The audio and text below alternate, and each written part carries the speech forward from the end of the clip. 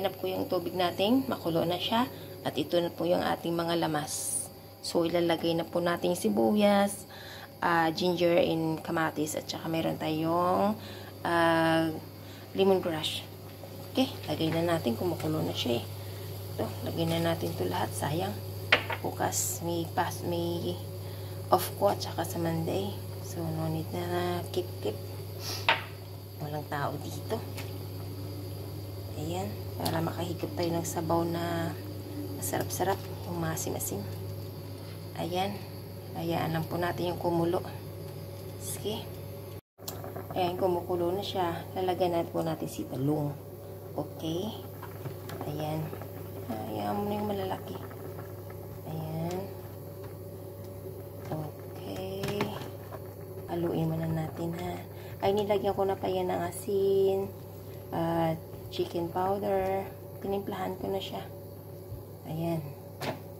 Ayan na po siya. Hayaan na po natin na kumulo. Ayan, takpan natin ha. Ayan. Ayan po yung isda. Kagabi na in-steam ko siya. Ngayon naubos. Mayroon 3 hipon. So, ngayon yan na po ating sahog. At ilagay na natin ha. Ito, kumukulo na siya. Ayan, diba? Oh, yeah. Tapos, ito naman wow, mayroon pa siyang tofu. Wow, ang tigas. Ayan.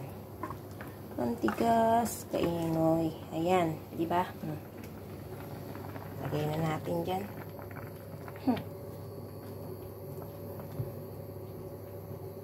O, di ba? Luto ko. Ayan na po yung niluto ko. Kumukulo-kulo na siya. Buksan na natin. O, di ba? Maraming sabaw. Oh, ha? Parang sinigang. Sinigang sa kamatis. Medyo matigas pa si talong. Dali lang, ha? Tinatikman ko na ito. Masarap siya. Maasim-asim na pure na kamatis. Oh, ha? Masarap. Kuyaan muna natin kumulo-kulo siya. Ayan. So, lagay na natin si malunggay.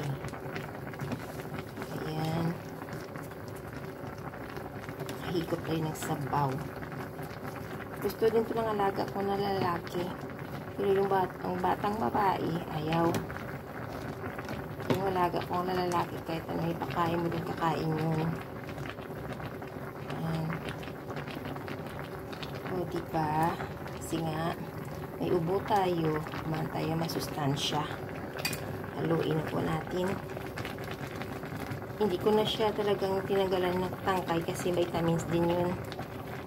Ayan. Dati kasi tinatanggal ko talaga yung mga tangkay na yan na maging pino siya. Pero mali yun.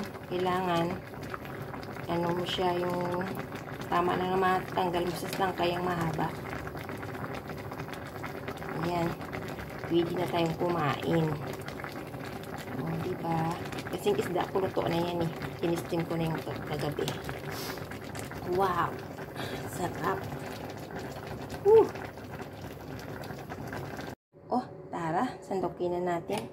Unahin natin si isda. Huwag ka mabasag. Huwag ka maputol. Chill. Ayan. Lagyan natin ng gulay. Okay. Sobrang sarap. Ayan. Parang nagsigang na rin ako dito sa kamatis kasi puro kamatis to eh. Diba? 3 lang yung hipong ko ha. And I love you yan. Diba? Ang sarap na yan. Ang sarap na nito ng aking pagkain. Simply but sobrang yummy. O ba? Tara, kain na tayo. Ito na po yung niluto ko ngayon. Gulay. Sinigang sa kamatis. Tikman na natin. Thank you, Lord, for blessing this food. In Jesus' name, amen. Wow.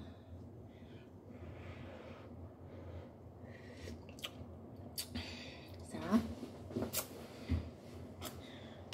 Manamis-namis siya.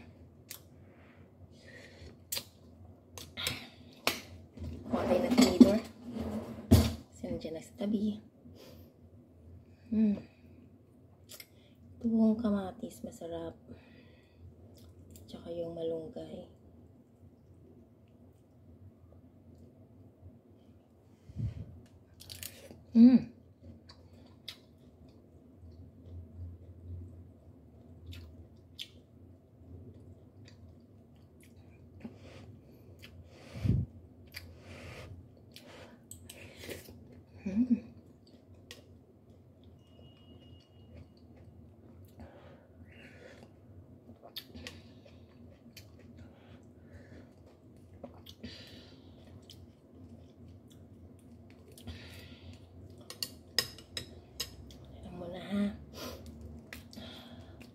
Oh, init.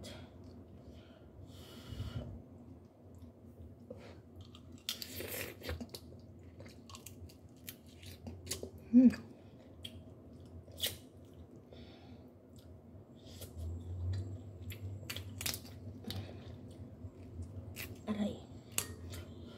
Itong hipo na to, binili ko to kahapon ng 40. Ano lang to siya, buhay. Kasi 56 isang kati. So, 40 lang binili ko. 40.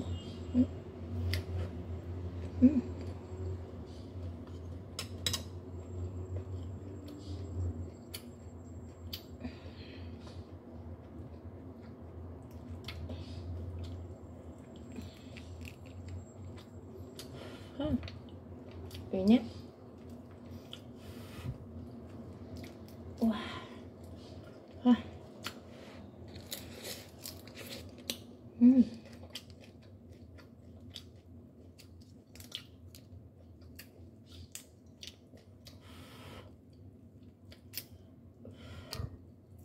Sobrang init.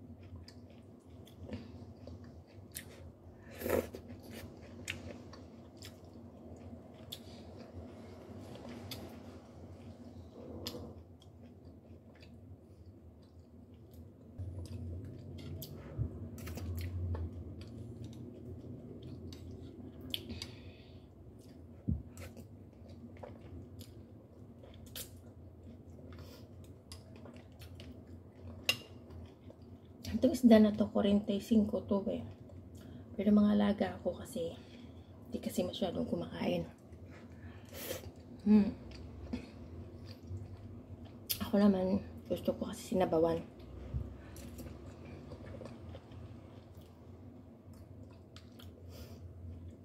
Kasi kapag tinistim mo kasi siya, parang sandali lang.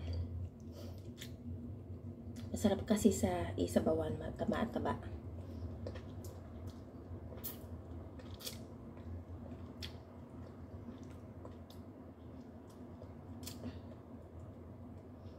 Ang amo ko, piniprito niya rin to. Pero sandali lang.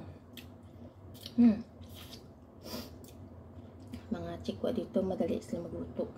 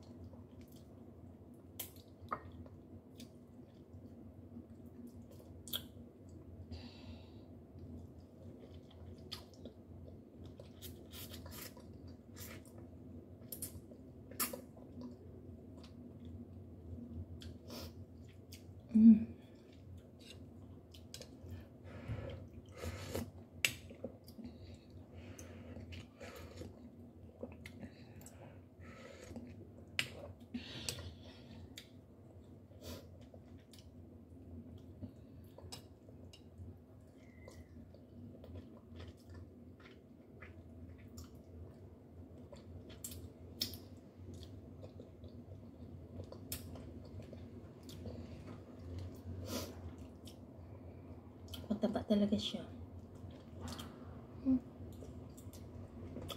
Harap mata.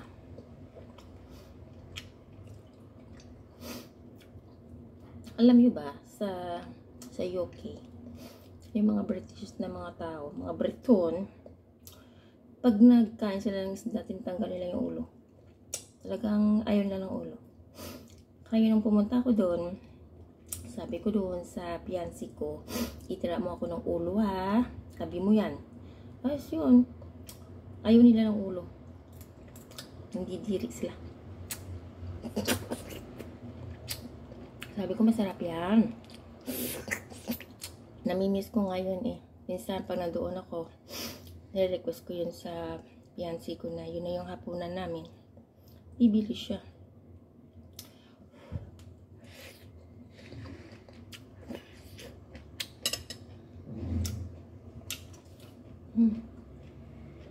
See you. Pasyon. See you again. Cherry.